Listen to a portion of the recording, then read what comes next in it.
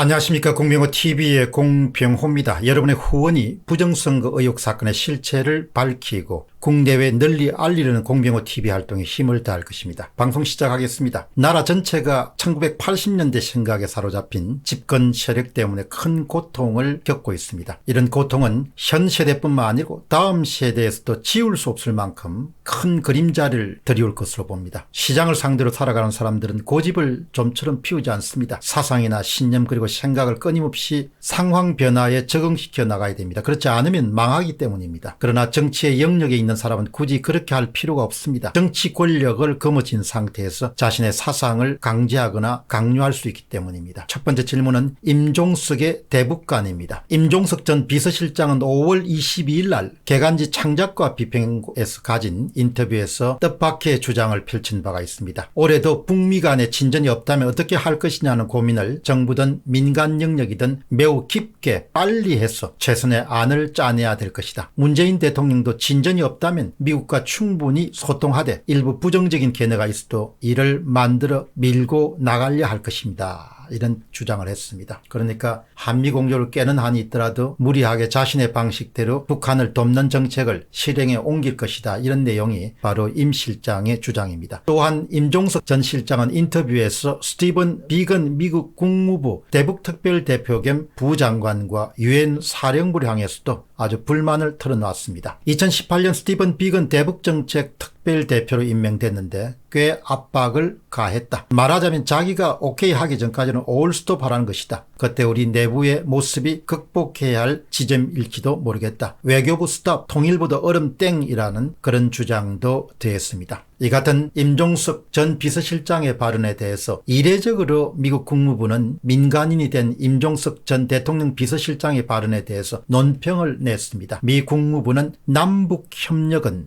비핵화에 발맞춰야 한다는 입장을 밝혔습니다. 너무나 당연한 주장이죠. 남북협력은 당신들 마음대로 하는 것이 아니고 비핵화에 발맞춰야 된다. 그것이 국제사회의 약속이고 국제사회의 공조다. 그렇게 주장한 겁니다. 미국 국무부는 미국의 소리 VOA의 모든 유엔 회원국들은 유엔 안보리 결의안을 준수해야 될 의무를 갖고 있다. 미국과 우리의 동맹 한국은 북한에 일치된 대응을 하는데 전념하고 있다. 이렇게 주장했습니다. 모든 회원국은 안보리 결의를 준수해야 된다. 이런 입장은 미국 정부가 한국과 대북 정책을 둘러싸고 시각 차이가 존재할 때 우회적으로 불만을 털어놓는 그런 종류의 표현입니다. 앞서 문재인 대통령이 올해 초에 신년사를 통해서 금강산 관광개발 또 관광재개를 언급했습니다. 했을 때도 미 국무부는 비슷한 논평을 낸 바가 있습니다. 북한의 비핵화를 위해서 한미 공조를 통해서 공동 보조를 취하는 것, 그것은 바로 유엔 안보리 결의를 준수하는 것이고 국제사회 약속을 지키는 것이기도 합니다. 금강산 관광 재개 등은 누가 보더라도 김정은 통치 자금을 공급하는 그런 종류의 활동입니다. 대한민국 국민들이란 대부분이 이런 사실을 잘 알고 있을 것입니다. 이런 부적절한 정책을 밀어붙이지 못해서 안다라는 임종석 전 실장의 생각은 도무지 이해할 수가 없습니다. 아마도 대다수 국민들의 생각도 저와 비슷할 것으로 봅니다. 북한의 비핵화를 위한 국제사회의 공조, 공동보조, 이것은 대부분 국민들이 동의하고 바라는 것일 겁니다. 5월 25일 날 위성량 대북협상가이자 전주 러시아 대사는 조선일보와의 인터뷰에서 이런 이야기를 털어놨습니다. 김정은은 올여름 대규모 무력 도발에 나설 것으로 예상된다. 그의 도발은 예고된 살인으로 이때다 싶으면 적각 행동으로 옮길 것이다. 이렇게 상당히 위험한 미래에 대한 그런 전망을 내놓았습니다. 또한